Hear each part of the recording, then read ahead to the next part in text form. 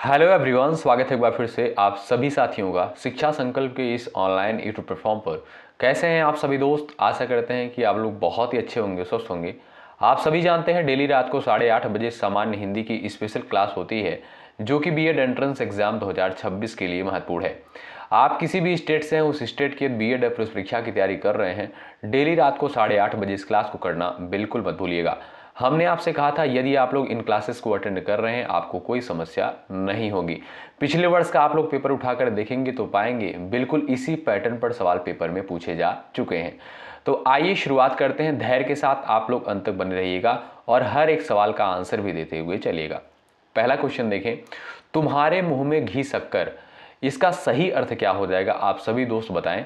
ईश्वर करे कि तुम्हारा कथन सत्य हो, तुम्हारी बातें मीठी लगती हैं, तुम्हें मिठाई की कमी कभी ना हो, सदा मीठी बात ही बोला करो। बताएं क्वेश्चन नंबर फर्स्ट का राइट आंसर क्या हो जाएगा? यहां पर सभी साथी आंसर देने का प्रयास करेंगे। चलिए भाई, तो जो लोग यहां पर जा रहे हैं ऑप्शन नंबर डी पर वो बिल्कुल यहां पर गलत हो जाएंगे। ठीक है, जो भी साथी यहां पर गए हैं ऑप्शन नंबर ए पर बिल्कुल यहां पर करेक्ट हो जाएंगे। ईश्वर करे तुम्हारा कथन जो है सत्य हो। ए ऑप्शन वाले दोस्त यहां पर बिल्कुल राइट है। अगला सवाल देखें, निम्नलिखित शब्दों में से जो है एक वचन है, बताइए। प्राण, दर्शन, ओठ, तेल। चार ऑप्शंस आपके सामने यहां पर दे दिए गए हैं। आप सभी दोस्त उत्तर बताने का प्रयास करें। निम्नलिखित शब्दों में से जो है आपका एक वचन इसमें से कौन सा हो जाएगा? बताएं करेक्ट आंसर क्या है, आप लोग उत्तर दीजिएगा।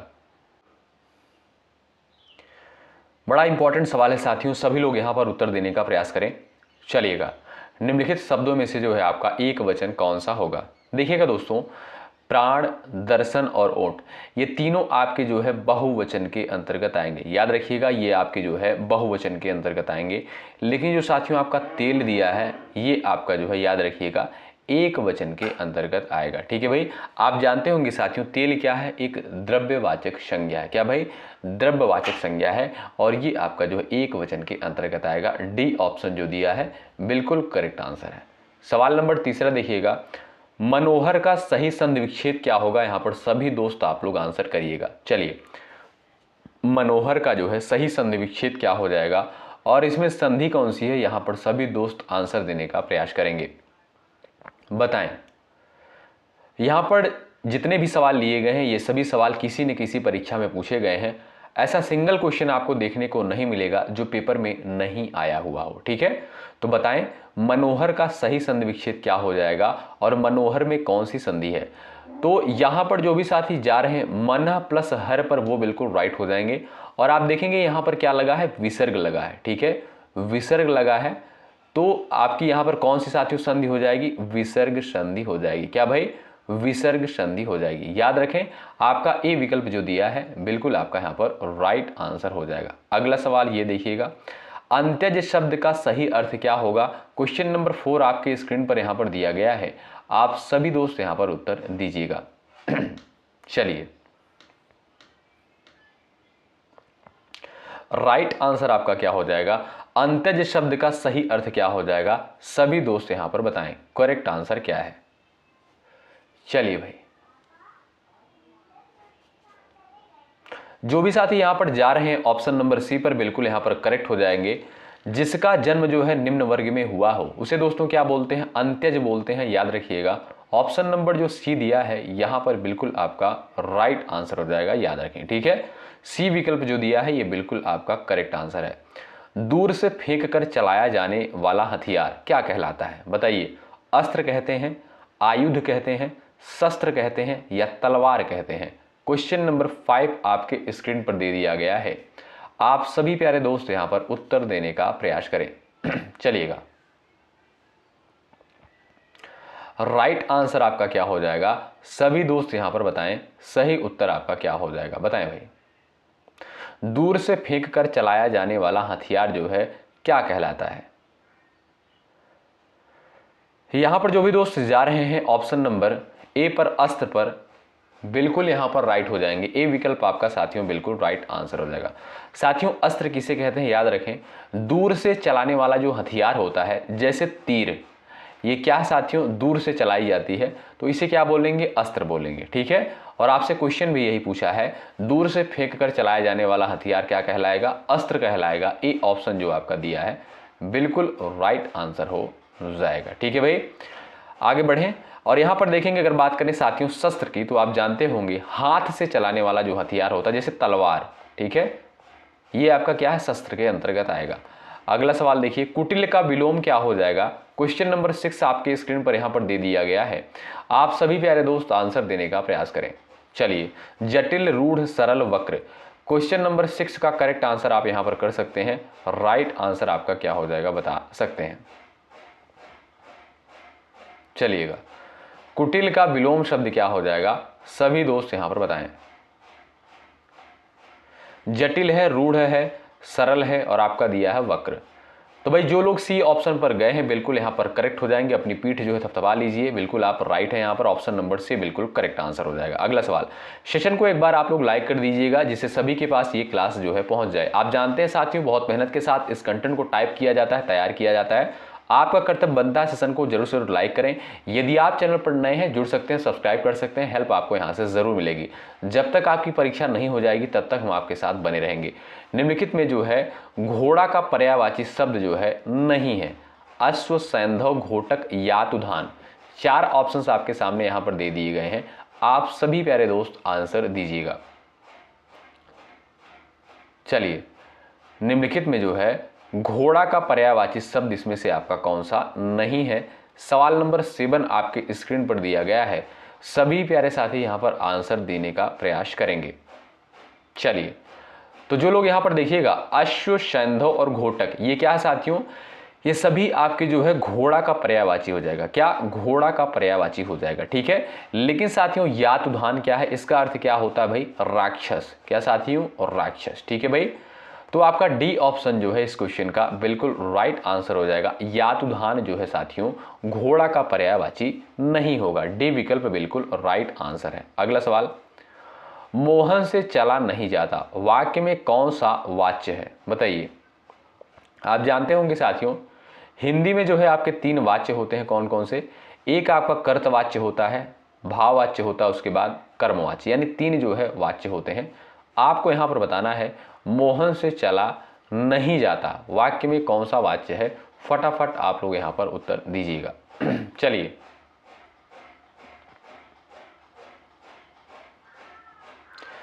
सभी दोस्त यहां पर आप राइट आंसर बताएंगे। जैसे देखिएगा साथियों, अगर कहीं पर किसी वाक्य में लिखा है मोहन से चला नहीं जाता, या इस तरीके से वाक्य दिया गया है मोहन से पढ़ा नहीं जाता, उससे उठा नहीं जाता, उससे सोया नहीं जाता, उससे खाया नहीं जाता, जहां पर जो है नहीं आए, ठीक है, वहां पर आप तुरंत लगाइएगा क्या भाई? भाववाच्य। ऑप्शन नंबर 2 जो दिया है बिल्कुल आपका यहां पर राइट आंसर होगा। अगला सवाल, लौकिक शब्द में जो है प्रत्यय बताइएगा। क्वेश्चन नंबर 9 का सभी साथियों का उत्तर आना चाहिए। बताएं, लौकिक में जो है कौन सा प्रत्यय लगा हुआ है? फटाफट आंसर छापते हुए आप लोग चलिएगा। भाई इन सभी सवालों को आप लोग हल्के में मत लीजिएगा। आप लोग पेपर उठाकर देखेंगे तो पाएंगे इसी आधार पर सवाल पेपर में पूछे जा चुके हैं। ठीक है, तो बहुत सारे दोस्त कह रहे थे सर पिछले वर्ष में जो प्रश्न पूछे गए उनको करवा दीजिए, तो करवाया जाएगा, परेशान मत होइएगा आप लोग। ठीक है, सारी चीज़ें करवाई जाएंगी, तो आपको दिखाया जाएगा कि जो क्वेश्चन पूछा जाता है किस लेवल का क्वेश्चन होता है। बहुत ज़्यादा टफ क्वेश्चन पेपर में नहीं पूछा जाता है, यही पैटर्न होता है जो पैटर्न मैं आपको करा रहा हूँ। ठीक है, लौकिक शब्द में जो है प्रत्यय कौन सा है? बताएं। प्रत्यय आप जानते होंगे साथियों किसी भी शब्द के जो है अंत में। ठीक है, तो आप देखेंगे यहां पर इक प्रत्यय लगा हुआ है। ऑप्शन नंबर डी बिल्कुल करेक्ट आंसर हो जाएगा। ठीक है भाई, डी ऑप्शन वाले साथी करेक्ट है। अगला सवाल, इनमें से जो है कौन सा शब्द पुल्लिंग है? बताइए। ये आपके सामने क्वेश्चन नंबर 10 दिया है, आंसर छापते हुए आप लोग चलिएगा। चलिए, इनमें से साथियों आपसे क्या पूछा भाई? पुल्लिंग इसमें से आपका कौन सा है? डिबिया, दात्री, खटमल, जीभ। क्वेश्चन नंबर 10 का आंसर आप दीजिएगा। राइट आंसर आपका क्या हो जाएगा? बताएं। चलिएगा, सवाल नंबर 10 का राइट आंसर बताएं आप लोग। जो लोग यहां पर जा रहे हैं जीभ पर वो बिल्कुल गलत हो जाएंगे। ऑप्शन डी आपका गलत है। ठीक है, डिबिया भी यहां पर आपका गलत हो जाएगा, दात्री भी गलत है, खटमल आपका सी ऑप्शन जो दिया है बिल्कुल राइट आंसर हो जाएगा। ये क्या साथियों? ये आपका जो है पुल्लिंग के अंतर्गत आएगा। क्या भाई? पुल्लिंग के अंतर्गत आएगा। ठीक है, और बाकी आपका जो दिया है डिबिया, दात्री और आपका जीभ, ये सभी क्या है, ये आपके स्त्रीलिंग के अंतर्गत आएंगे। ठीक है, ध्यान रखिएगा आप लोग। ठीक है, और आपका खटमल क्या है, ये आपका पुल्लिंग के अंतर्गत आएगा। सी विकल्प बिल्कुल राइट आंसर। अगला सवाल, बैलगाड़ी शब्द में जो है समास है, बताइए। सवाल नंबर आपके सामने यहां पर दिया है 11। आप सभी दोस्त उत्तर देने का प्रयास करें। चलिएगा, बैलगाड़ी में कौन सा समास है? द्वंद्व है, द्विगु है, कर्मधार है, तत्पुरुष है? सभी दोस्त यहां पर उत्तर दीजिएगा। चलिए भाई, राइट आंसर क्या हो जाएगा? सभी लोग यहां पर आंसर देने का प्रयास करें। तो जो भी दोस्त यहां पर जा रहे हैं तत्पुरुष पर, ऑप्शन नंबर डी पर बिल्कुल यहां पर करेक्ट हो जाएंगे। ठीक है भाई, बैलगाड़ी का अगर साथियों आप समास विग्रह करेंगे क्या हो जाएगा? बैल की गाड़ी। क्या भाई? बैल की गाड़ी यहां पर हो जाएगा। ठीक है, तो जो लोग डी ऑप्शन बता रहे हैं वो बिल्कुल राइट हो जाएंगे। और आप देखेंगे साथियों, ये आपका संबंध तत्पुरुष के अंतर्गत आएगा। क्या भाई? संबंध तत्पुरुष के अंतर्गत आएगा। कैसे भाई संबंध हो जाएगा? देखिएगा, जब आप बैलगाड़ी का समास विग्रह कर रहे हैं तो क्या हो रहा है? बैल की गाड़ी। ठीक है, और की जो कारक चिन्ह होता है किसका होता है? संबंध कारक का होता है। ठीक है, जैसे संबंध कारक का कारक चिन्ह क्या होता है? का, के, की, ना, ने, नी, रा, रे, री हो। ठीक है, तो की आ रहा है, आप कहिएगा इसमें जो है संबंध तत्पुरुष है। ऑप्शन नंबर जो डी दिया है ये बिल्कुल आपका राइट आंसर हो जाएगा, याद रखें आप लोग। ठीक है भाई, अगला सवाल, उत्साह शब्द का विशेषण क्या है, बताएं। सवाल नंबर 12 का आंसर आना चाहिए, छापिएगा। चलिए, सवाल नंबर आपके सामने यहां पर दिया है 12, राइट आंसर बताइएगा। उत्साह शब्द का विशेषण क्या हो जाएगा?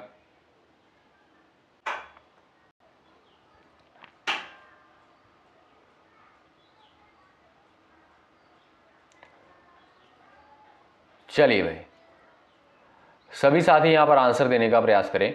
जो लोग जा रहे हैं उत्साहित ऑप्शन नंबर सेकंड पर, वो बिल्कुल राइट हो जाएंगे।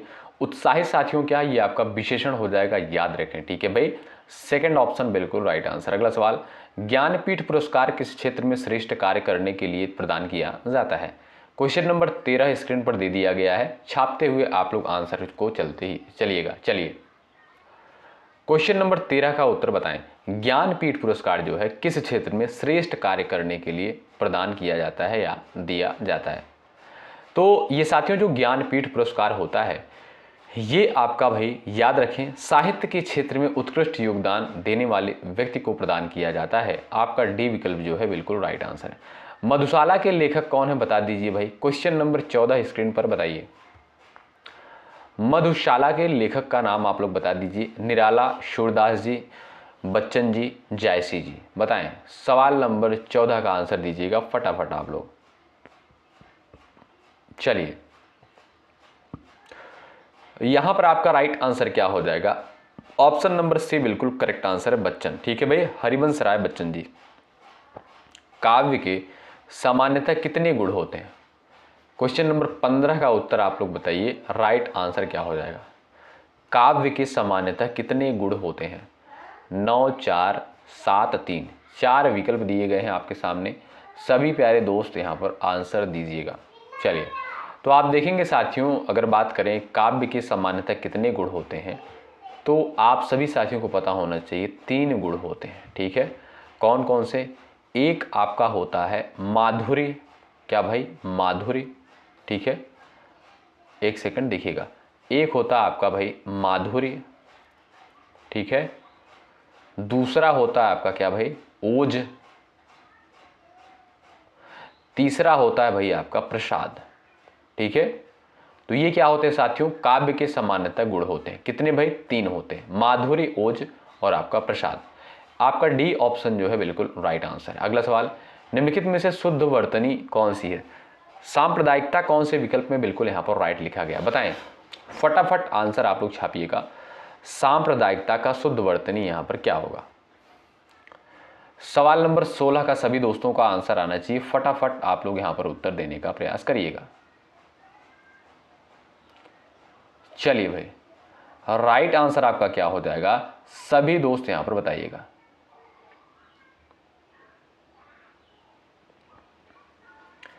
यहां पर आपका करेक्ट आंसर क्या हो जाएगा? सभी लोग बताएं। यहाँ पर जो लोग जा रहे हैं सांप्रदायिकता ऑप्शन नंबर ए पर, वो भाई बिल्कुल गलत हो जाएंगे, ठीक है। और यहाँ पर आप देखेंगे ये भी आपका डी ऑप्शन भी गलत है, क्योंकि म यहाँ पर पूरा दिया, आधा होना चाहिए। ये दोनों ऑप्शन आपके इनकरेक्ट हो जाएंगे। सांप्रदायिकता आपका बी ऑप्शन बिल्कुल राइट आंसर है। स पे आ की मात्रा होगी, ठीक है, याद रखें इसी में लोग गलतियां करते हैं, ठीक है। यहां पर आपका बी ऑप्शन बिल्कुल राइट आंसर है। अगला सवाल ये देखिए स्क्रीन पर है, क्वेश्चन नंबर 18 का आप लोग यहां पर आंसर दीजिएगा। सही आंसर क्या है बताएं। निम्नलिखित में से जो है आपको क्या करना भाई, शुद्ध वाक्य का यहां पर चयन करना है। पहला ऑप्शन दिया है बाल पक जाने से कोई अनुभवी नहीं हो जाता, ठीक है। सेकंड ऑप्शन है बाल पक जाने से लोग अनुभवी हो जाता है। तीसरा ऑप्शन है बाल पक जाने से ही लोग अनुभवी होता है। बाल पक जाने से लोगों का अनुभव बढ़ते हैं। चलिए सही उत्तर क्या हो जाएगा, क्वेश्चन नंबर 18 का आप लोग यहां पर कर सकते हैं। तो जो भी साथी यहां पर जा रहे हैं ए विकल्प पर, बाल पक जाने से कोई अनुभवी नहीं हो जाता, ये आपका बिल्कुल सही आंसर होगा साथियों, ठीक है। अगला सवाल, सदगति शब्द में कौन सा समास है। क्वेश्चन नंबर आपके सामने 19 दिया है, उत्तर आप लोग यहां पर बता सकते हैं, बताइए। सदगति शब्द में कौन सा समास है, क्वेश्चन नंबर आपके सामने 19 दिया है, इसका उत्तर आप करेंगे। तत्पुरुष समास है, कर्मधारय है, अव्ययी भाव है, और आपका दिया है द्विगु समास। 4 विकल्प आपके सामने यहां पर दिए गए हैं। चलिएगा सदगत की बात करें साथियों, अगर आप इसका समास विग्रह करोगे क्या हो जाएगा, सत है जो गति, ठीक है। तो यहां पर देखिएगा है जो आ रहा है, क्या दोस्तों, है जो आ रहा है, सत है जो गति, ठीक है। तो आप कहेंगे कर्मधारय समास होगा, ठीक है जो इसमें आ रहा है तो आप कहेंगे कर्मधारय समास होगा। सेकंड ऑप्शन जो दिया है बिल्कुल करेक्ट आंसर है, ठीक है। अगला सवाल देखेंगे, ये रहा, अधिमानता में प्रयुक्त उपसर्ग बताएं। चलिएगा राइट आंसर क्या है, सभी दोस्त बताइएगा, अधिमानता में कौन सा यहां पर उपसर्ग हो जाएगा। 4 विकल्प आपके सामने दे दिए गए हैं क्वेश्चन नंबर 20 में। जो लोग यहां पर बता रहे हैं अधि ऑप्शन नंबर सी पर, जो भी साथी जा रहे हैं बिल्कुल करेक्ट हो जाएंगे, ऑप्शन नंबर सी आपका राइट है। अगला सवाल देखिएगा, क्वेश्चन नंबर 21 में क्या कहता है, नीचे दिए गए मुहावरे और उनके अर्थ के जोड़े में से एक जोड़ा जो है गलत है, उसे पहचानें। यहां पर साथियों आपको पहचान करनी है, ठीक है। पहला ऑप्शन है अपने पैरों पर खड़ा होना, स्वावलंबी होना। सेकंड ऑप्शन है आंच न आने देना, जरा भी कष्ट या दोष न आने देना। तीसरा है आसन डोलना, विचलित न होना, आसमान टूट पड़ना, गजब का संकट पड़ना। सवाल नंबर 21 का आंसर बताएं। यहां पर जो है आपको एक गलत छांटना है, बताइए। क्वेश्चन नंबर 21 का आंसर बताएं।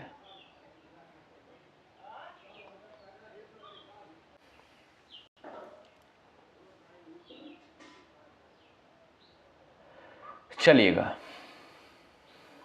सही आंसर क्या हो जाएगा, सभी दोस्त यहां पर बताएं। देखिएगा पहला ऑप्शन जो साथियों आपका दिया है अपने पैरों पर खड़ा होना, स्वावलंबी होना, भाई बात तो बिल्कुल सही है और ये आपका मुहावरा बिल्कुल सही है, ठीक है। सेकंड ऑप्शन की बात करते हैं, आंच न आने देना, इसका हो जाएगा जरा भी कष्ट या दोष न आने देना, ये भी भाई बिल्कुल परफेक्ट है, बिल्कुल सही है।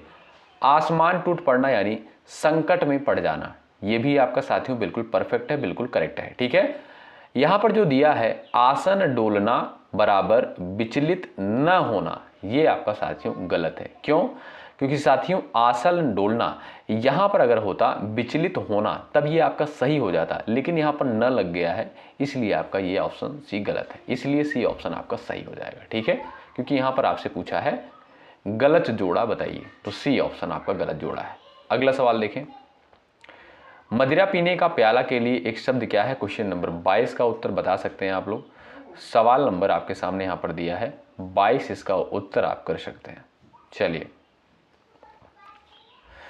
मदिरा पीने का प्याला के लिए एक शब्द क्या होगा, सवाल नंबर 22 आपके स्क्रीन पर यहां पर दे दिया गया है। आप सभी प्यारे दोस्त यहां पर आंसर कर सकते हैं, राइट आंसर क्या है। जो लोग जा रहे हैं चषक ऑप्शन नंबर डी पर बिल्कुल राइट हो जाएंगे।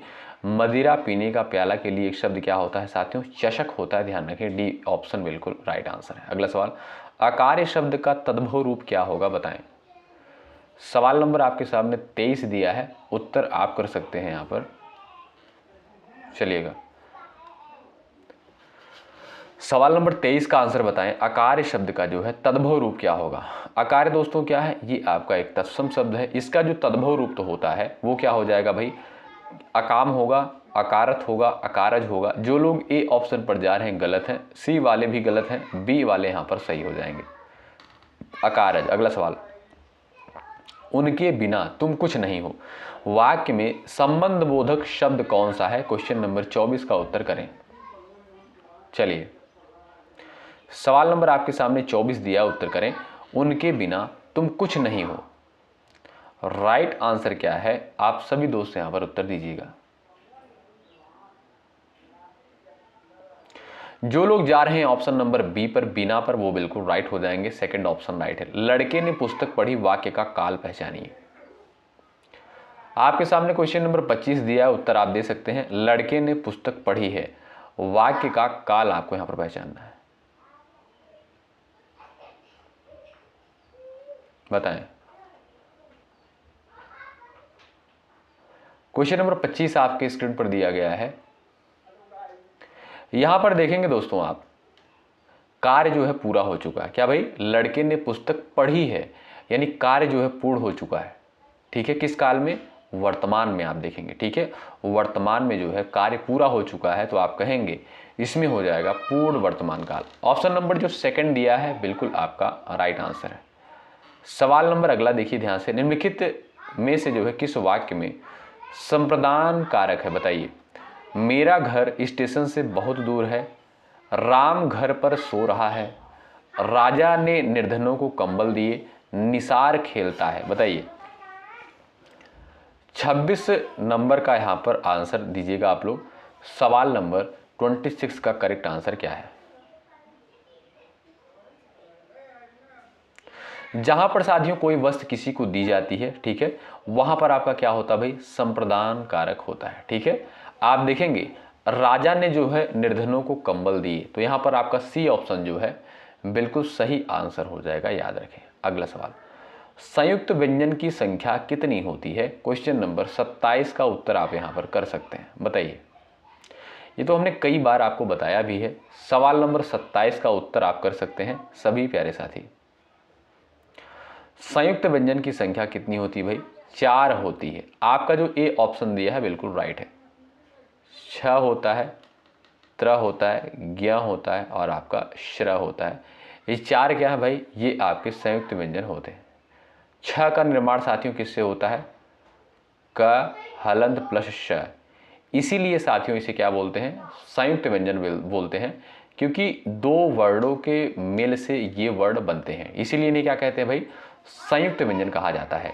त्र की बात करें, इसका निर्माण किससे होता है? त हलंत प्लस र। इनको ध्यान रखें, सवाल यहां से बनता है।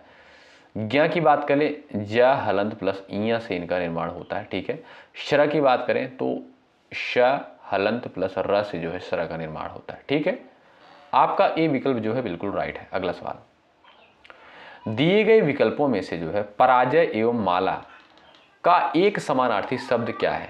आपके सामने सवाल नंबर 29 दिया, उत्तर दीजिएगा। राइट आंसर आप यहां पर बता सकते हैं। दिए गए विकल्पों में से जो है पराजय एवं माला का एक समानार्थी शब्द क्या है, बताइए। आपके सामने यहां पर सवाल नंबर 29 दिया गया है। आप सभी दोस्त यहां पर उत्तर दीजिएगा।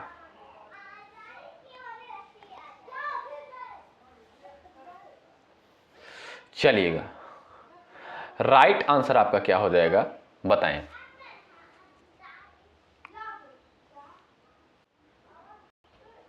जो भी साथी यहां पर जा रहे हैं हार पर, ऑप्शन नंबर सी पर बिल्कुल यहां पर करेक्ट हो जाएंगे। अगला सवाल, तुरंग शब्द का पर्यायवाची शब्द यहां पर आपको बताना है। क्वेश्चन नंबर 30 का उत्तर दे दीजिएगा। चलिए, तुरंग शब्द का पर्यायवाची शब्द यहां पर आप लोग बताइए। राइट आंसर आपका क्या हो जाएगा? सभी दोस्त आंसर देने का प्रयास करेंगे, बताइए। यहां पर जो दोस्त जा रहे हैं ऑप्शन नंबर बी वाजी पर, बिल्कुल राइट हो जाएंगे। ऑप्शन नंबर बी आपका बिल्कुल करेक्ट आंसर हो जाएगा, याद रखें भाई, ठीक है। अच्छा, इसका अर्थ दोस्तों क्या होता है भाई, घोड़ा, ठीक है।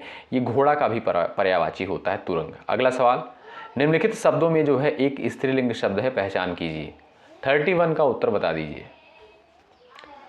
रस्सा, सूत, धागा, डोर। सवाल नंबर 31 का उत्तर दे दीजिएगा आप लोग। इसमें जो है आपको स्त्रीलिंग छांटना है। क्वेश्चन नंबर 31 का उत्तर आप कर सकते हैं। सभी प्यारे दोस्त बताइए। जो लोग जा रहे हैं डी ऑप्शन पर, बिल्कुल राइट हो जाएंगे भाई, ठीक है। डोर क्या है दोस्तों, ये आपका स्त्रीलिंग के अंतर्गत आएगा। बाकी आपके जो रस्सा, सूत, धागा है, ये सभी आपके जो है पुल्लिंग के अंतर्गत आएंगे, ठीक है भाई। तो डी विकल्प वाले साथी यहाँ पर बिल्कुल राइट हो जाएंगे। और भाई सेशन को आप लोग लाइक करते हुए चलिएगा, इसमें कोई चार्ज, कोई पैसा आपका साथियों नहीं लगता है। निम्नलिखित वाक्यों में से जो है एक में सकर्मक क्रिया का प्रयोग हुआ है, बताइए। लड़की सिल रही है, राम सो रहा है, मैं चला, वह नहाता है। बताइए, इसमें आपको सकर्मक क्रिया देखनी है। चलिएगा,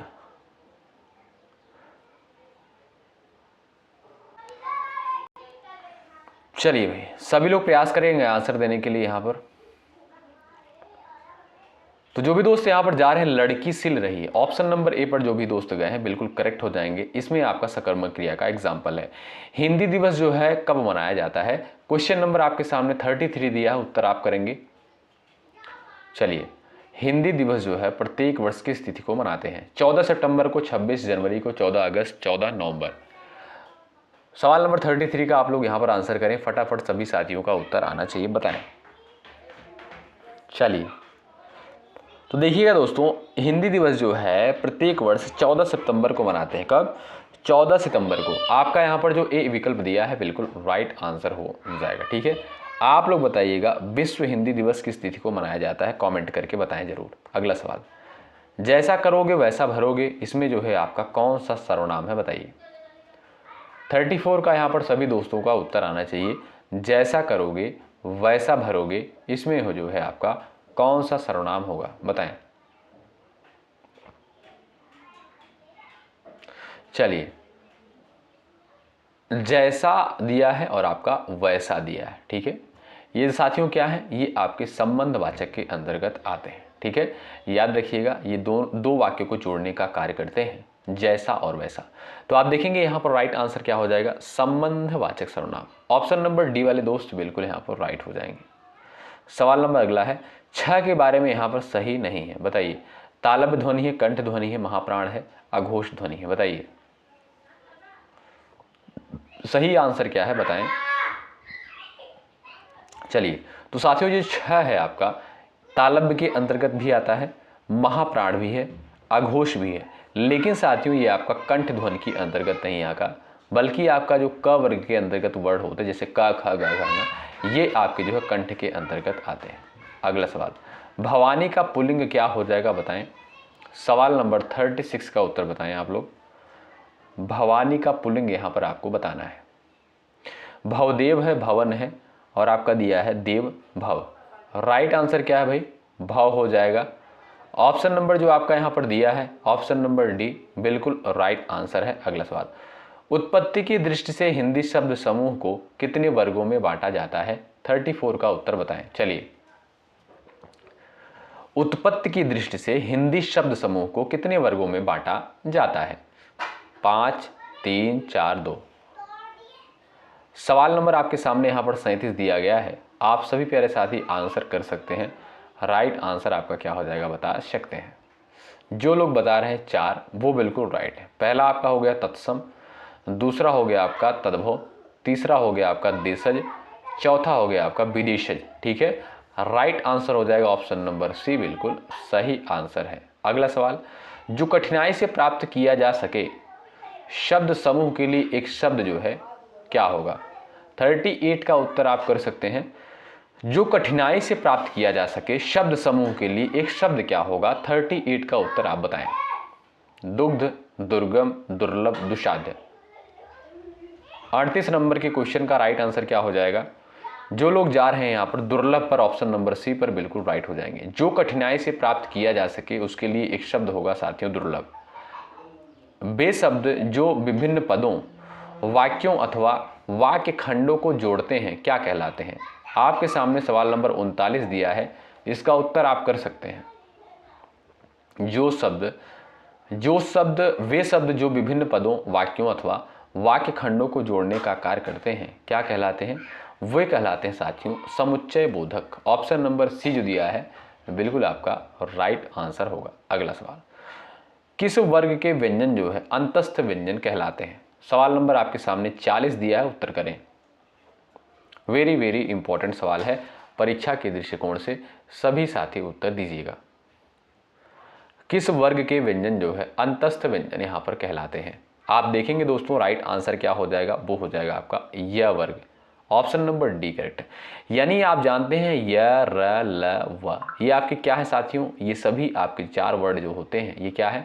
अंतस्थ व्यंजन होते हैं। तो डी विकल्प जो है बिल्कुल सही आंसर है। अगला सवाल, निम्नलिखित में से कौन सा शब्द जो है भाववाचक संज्ञा नहीं है? क्वेश्चन नंबर 41 का उत्तर कर सकते हैं आप लोग। और साथियों आज की क्लास का ये लास्ट क्वेश्चन है, ठीक है?